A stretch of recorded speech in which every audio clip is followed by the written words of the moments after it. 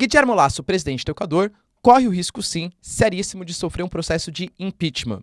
Enquanto, claro, a situação fala em golpe por parte dos parlamentares, os parlamentares acusam o Guillermo Lasso de um processo de corrupção.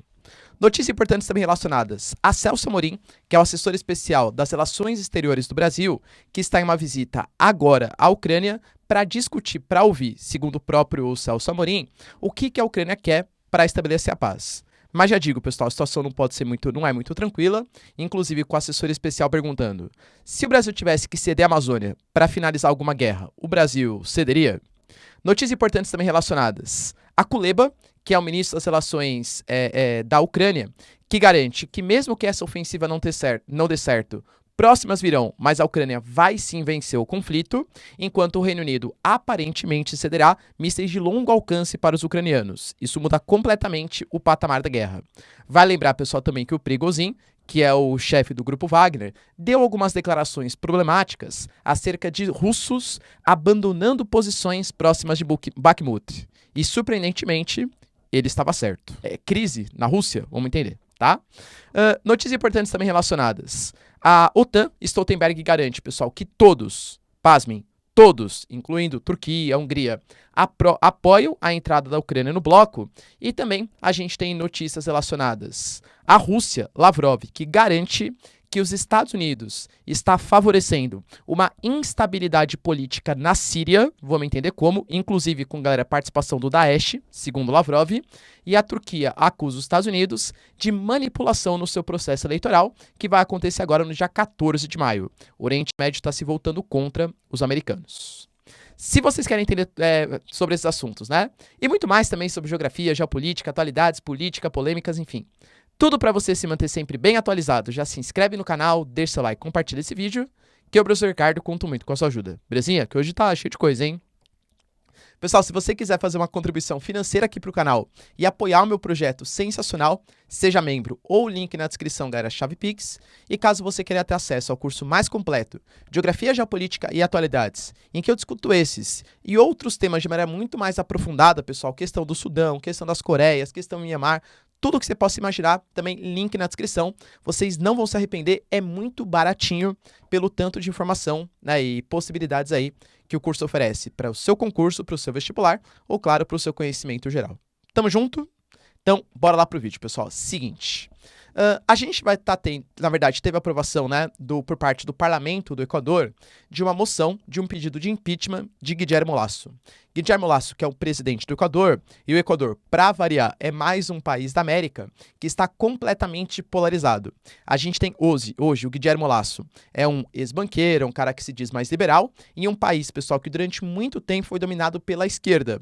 Uma esquerda um pouco mais extrema, bolivariana, Rafael Correa, ou uma esquerda um pouco mais moderada, representada pelo Lenin Moreno, né? Mas nesse momento, pessoal, o Guillermo Lasso é o presidente, mais à direita, mais liberal. Só que ainda hoje o parlamento do Equador, ele é dominado por membros, principalmente partidários do Rafael Correa, tá? Você tem uma série de grupos ali, grupos indígenas, movimentos de esquerda que hoje dominam o parlamento do Equador. E é fato, galera, não foi provado, tá? Mas existem denúncias aí de corrupção. Na verdade, uma corrupção passiva, né? Um caso de peculato, em que supostamente o Guillermo Lasso, ele teria conhecimento de escândalos de corrupção envolvendo contratos ilícitos que foram feitos para transporte de petróleo, que é o principal ativo ali do país, né? O Equador, pessoal, tem muito petróleo, que envolve a estatal conhecida como Flopec, tá? E aí, por conta dessas denúncias de corrupção, o parlamento abriu um processo de impeachment. Para vocês terem uma noção, tá? A gente teve 116 parlamentares participando, e desses 116, 88 votaram sim, e no Equador nós tomamos 137 deputados. Para que o processo de impeachment realmente aconteça, são necessários 92 votos. Ou seja, faltaram quase 20 deputados, né, 19 deputados, e desses 19, se 4 votarem a favor do processo de impeachment, de fato, o Guillermo Lasso pode sair do poder. Novamente, a situação alega que é um golpe da oposição, um golpe da esquerda, enquanto a esquerda alega, né, os vários grupos ali, que o Guillermo Lasso é mais um presidente envolvido em escândalos de corrupção. Mas o Guillermo Lasso ainda tem uma cartada na manga, vai, entre aspas. Existe um princípio constitucional no Equador que é chamado de morte cruzada. Na prática, o presidente ele pode convocar novas eleições antecipadas E aí ele é obrigado, né, ele mesmo a renunciar, e ele também dissolve o parlamento, dissolve o Congresso, a Assembleia, né? E aí a gente vai ter a votação de um novo presidente e de uma nova Assembleia. Caso ele ache que ele está extremamente popular e está sofrendo um golpe, ele pode se valer desse princípio constitucional, ele seria reeleito, né, se diz ele que está popular, e teremos a convocação de um novo parlamento, em tese mais pró-direita, pró-Guilherme Lasso, para ele não sofrer esse processo de impeachment. Ou seja, é mais um país da América Latina que está mergulhado num caos político causado aí também, né? Cara, isso é histórico, tá? Não é de agora, né? Mas por essa polarização política. Outra notícia, galera, que vale a pena a gente comentar, tá ligado, eu falei pra vocês semana passada que o Celso Amorim, depois de ter feito algumas visitas vistas como polêmicas pela Ucrânia, pelo Ocidente, resolveu, na verdade, né, foi convidado para fazer uma visita à Ucrânia. Vai lembrar, pessoal, que o Celso Amorim já se reuniu com o Nicolás Maduro e também com membros do próprio governo Putin, tá? Dentre outras questões para discutir a situação da guerra e por aí vai. Ontem mesmo, o presidente Lula, ele esteve envolvido, pessoal, também no encontro com Mark Rutte, que é o primeiro-ministro dos Países Baixos, que implorou para que o Brasil apoie os ucranianos nesse momento, falando que é uma questão não de dois países iguais, segundo ele, tá? Mas entre um país opressor e outro oprimido, um invasor e outro invadido, e inclusive falou que os países ricos, para dar uma aproximadinha com o Brasil, né? Lembrando que os Países Baixos, pessoal, têm uma ótima relação com o Brasil, tá? Dentre os membros da União Europeia, são o segundo que tem maior relações aí com o Brasil. E falou que o Brasil, nesse momento, ele tem potencial para ser um mediador, um aproximador entre países ricos e os países emergentes. Professor, como assim? Segundo o primeiro-ministro, tá? Tanto a União Europeia quanto os Estados Unidos se afastaram dos países emergentes e dar espaço para uma aproximação de Rússia, China, Índia, né? Outros membros, principalmente dos BRICS. O que ele quer é que os países ricos, os países desenvolvidos, Estados Unidos, né, os membros do G7, utilizem o Brasil como uma ponte, um intermediário para a reaproximação da América Latina, da África, da Ásia com os países desenvolvidos. Se a gente vai fazer isso ou não, galera, vamos ver aí cena dos próximos capítulos, tá? Mas partindo dessa premissa, o Lula, pessoal, fez questão novamente, né, de reconhecer, não, realmente a Rússia que é culpada, etc., mas eu só estou tentando negociar um processo de paz, e o próprio Mark Rutte, ele garantiu, galera, que o Brasil, ele pode ter sim um papel importante dentro desse clube da paz, desde que o Brasil reconheça a soberania dos ucranianos. A gente não sabe exatamente o que vai rolar, inclusive vou contar para vocês no vídeo de amanhã, tá? Na reunião entre Zelensky e Celso Amorim. Mas o assessor especial enviado pela Ucrânia deu entrevistas, pessoal, à CNN aqui do Brasil e garantiu que acha legal o Brasil fazer esse papel de mediador, de clube da paz e coisa que o valha, desde que o Brasil reconheça que a Rússia novamente é o invasor. Inclusive falou, mas a Ucrânia tem que ceder território para tentar garantir a paz? Ele tenta estabelecer uma relação falando, se, por exemplo, uma potência estrangeira invadisse a Amazônia e o Brasil entrasse em guerra com essa potência estrangeira, causando um conflito de proporções mundiais, o Brasil cederia a Amazônia em nome da paz, em nome do fim da guerra? Então nós, ucranianos, não aceitamos também o fim da guerra com a Rússia ocupando o território, tá? Lembrando, pessoal, que o Lula indicou para o Celso Amorim que ele não quer que o Celso Amorim volte com a resposta, como que vai ser o fim da guerra, mas sim que ele volte com possibilidades. Ouvimos o que o Lavrov falou, ouvimos o que o próprio Putin, né, ou membros mais próximos falaram, e temos que ouvir o que o Zelensky fala. Cara, já vou até adiantar, tá? O que o Zelensky vai falar. Olha, a gente quer sim um clube pela paz, mas para começar os princípios de negociação, Crimeia pertence à Ucrânia. A gente não começa a negociar sem que a Rússia tire as tropas das áreas invadidas. Donetsk, Lugansk, Zaporizhia e Kherson. A Rússia não aceita essas condições. Ou seja, qual a chance de paz? Pelo menos no momento eu vejo como zero. Por quê, galera? Porque eu já falei isso pra vocês algumas vezes, né? Nesse momento, os dois lados, eles estão meio que com a percepção que eles podem ganhar, que eles podem ter a vitória. Pelo menos isso é o que é transmitido para a comunidade internacional. Se os dois acham que podem ganhar, nenhum vai tentar abrir mão de benefícios em um possível acordo. Se eu posso derrotar meu inimigo, para que eu vou fazer um acordo com ele? Então, nesse momento, eu não vejo, pelo menos, tá, chance de paz. Outra notícia que movimentou bastante, galera, tá ligado a declarações do Kuleba, que é o ministro das Relações Exteriores da Ucrânia, que garantiu que a contraofensiva ela está acontecendo, até soltou uma frase, né? Olha, eu não consigo parar de pensar nisso, eu vou dormir pensando, eu acordo pensando, tal. Ela vai acontecer e mesmo que a gente seja derrotado nesse momento, vai acontecer uma segunda, uma terceira, uma quarta contraofensiva até a gente sair vencedor contra os russos. Só que, dentro desse princípio, e com o contra-ataque sendo prometido agora, pessoal, para metade de maio, dia 15, para frente, inclusive o Prigozhin falou que até já começou o contra-ataque, o Reino Unido deu um passo importante, segundo o próprio Washington Post. Cara, uma mídia importante aí do cenário internacional. Segundo denúncias do Washington Post, o Rishi Sunak, junto ao seu Ministério da Defesa, lembrando que o Reino Unido, desde o começo do conflito, tá? Boris Johnson, Liz Truss, agora o Rishi Sunak, é o país da Europa, agora mais junto com os alemães, né, mas o Reino Unido mais, muito mais, que mais apoia os ucranianos, da Europa Ocidental, tô falando, né? Polônia, claro, ajuda mais até pela proximidade geográfica. Mas do ponto de vista de armamentos, equipamentos, ceder financiamento, é o país que mais se posiciona em favor dos ucranianos. E segundo relatos do Washington Post, está peleiteando mandar mísseis de longo alcance, que poderiam chegar de 200 a 300 quilômetros. Especula-se pela capacidade do Reino Unido e pelo tipo de arma, né, que a Ucrânia já tem, que poderia ser adaptada para uso, que seria do Storm Shadow, que é um míssil, galera, tem capacidade de até 300 quilômetros e pode sim ser adaptados a jatos, né, ucranianos que tenham fabricação da antiga União Soviética. Então seria de fácil uso. Os Estados Unidos, até o momento, pessoal, não quer se desses mísseis, porque 300 quilômetros já pega dentro da fronteira da Rússia. E quando eu falo Rússia, o que era a Rússia antes da intervenção, né? Antes da invasão. Então poderia atacar São Petersburgo, Moscou, galera, não sabemos, tá? E aí, se a Ucrânia pegar essas armas e atacar, lembrando que Reino Unido é da OTAN, tá? A Rússia antes da invasão, isso pode ficar muitas vezes mais problemático, tá? A Ucrânia promete que não vai usar essas armas para atacar os russos no território que era da Rússia. Dá pra acreditar?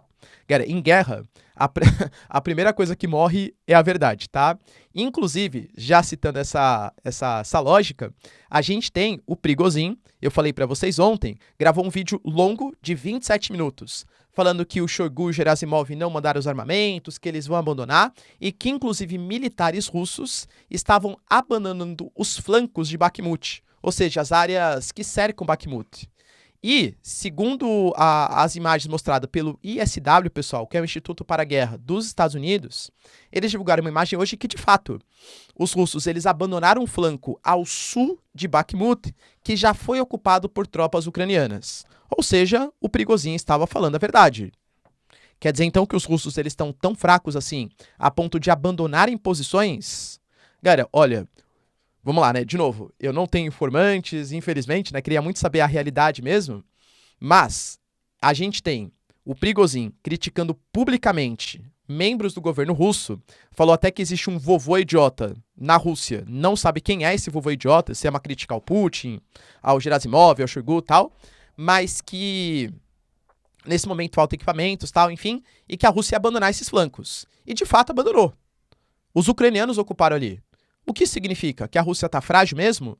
Ou, novamente, significa uma grande coalizão do Prigozhin com Putin, com membros da elite russa, para enganar os ucranianos? Da mesma maneira que as críticas que ele fez, pessoal, aparentemente são verdadeiras, ele só tem 10% dos equipamentos, e o exército está abandonando, é muito estranho que o Prigozhin faça críticas tão graves a membros de alto escalão da Rússia e não tenha, né, sido preso, no mínimo sido preso. É muito estranho, tá? Então, novamente, essa guerra híbrida, essa guerra de propaganda atua. E aí, será que a Rússia tá mesmo frágil, pessoal? Tá abandonando Bakhmut para fazer uma armadilha para os ucranianos? Deixa aí nos comentários.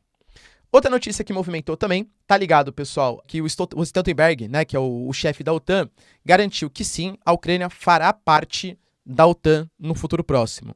E que, inclusive, todos os membros da OTAN concordam com isso.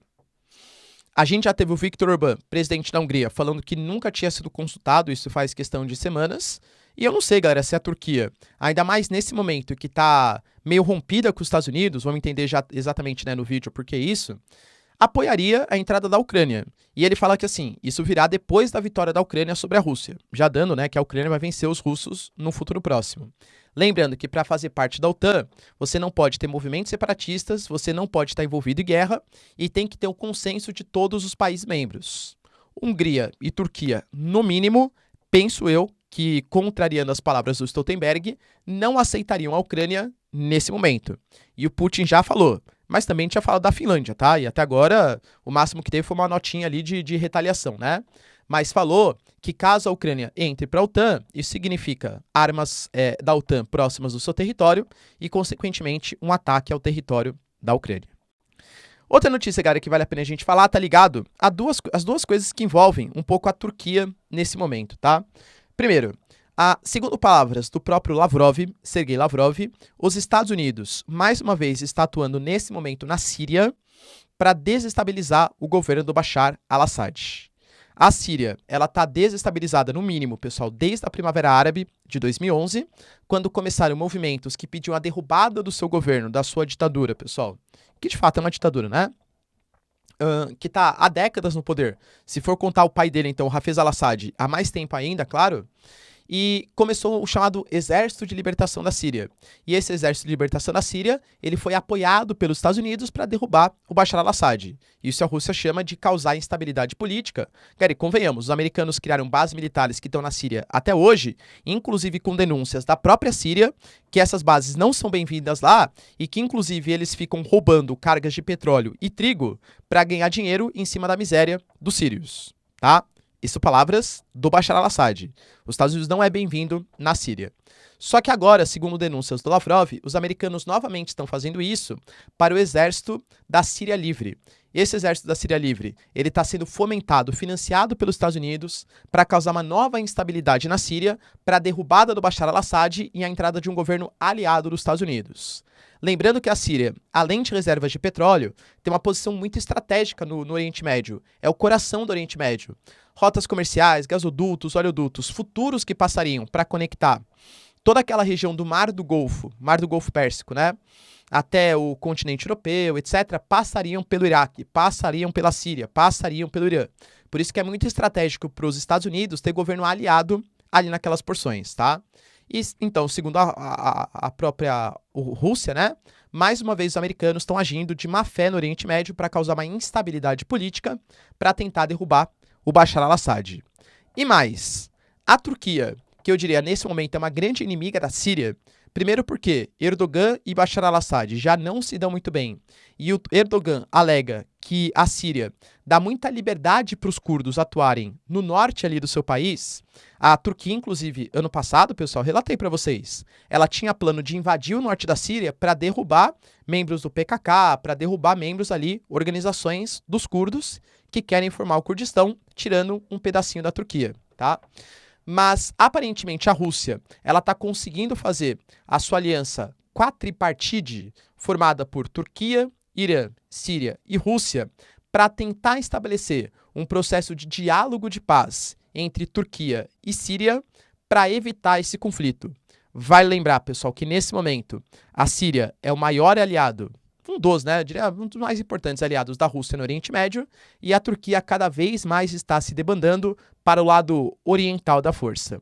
Somado a isso, a gente teve o ministro do interior da Turquia garantindo que os Estados Unidos está infiltrado na Turquia, na máquina de propaganda, na comunicação, etc., desde pelo menos 1960, e nesse momento vê o Erdogan, que é o atual presidente, como um presidente que está indo contra os interesses ocidentais. Porque, segundo ele, o Erdogan é muito mais nacionalista, pensa nos seus próprios interesses e não fica concomunando com os interesses americanos. Então, os Estados Unidos, em uma nova revolução colorida, ou seja, financiamento de propaganda, campanha, até fake news, pós-verdade e tal, estaria, galera, fazendo uma campanha para que o opositor do Erdogan saia vitorioso nas eleições que a gente vai ter agora no dia 14 de maio na Turquia, para a entrada de um cone, entre aspas, ocidental.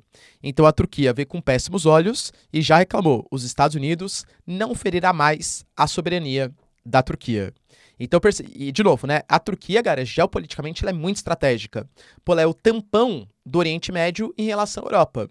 A Turquia é um país que é membro da OTAN, vale lembrar, e que ao mesmo tempo é aliado ali dos países orientais e cada vez mais aliado. A Turquia tem o Estreito de Bósforo e Dardanelos, que conecta o Mar Negro ao Mar Mediterrâneo. A Turquia é um dos maiores países do continente europeu. Sim, a Turquia é europeia e também asiática. Então a Turquia geopoliticamente é muito estratégica. Se o Erdogan continuar, eu diria que é uma derrota para os americanos e uma vitória para o eixo oriental do mundo. Beleza, pessoal? Deu para entender os principais acontecimentos?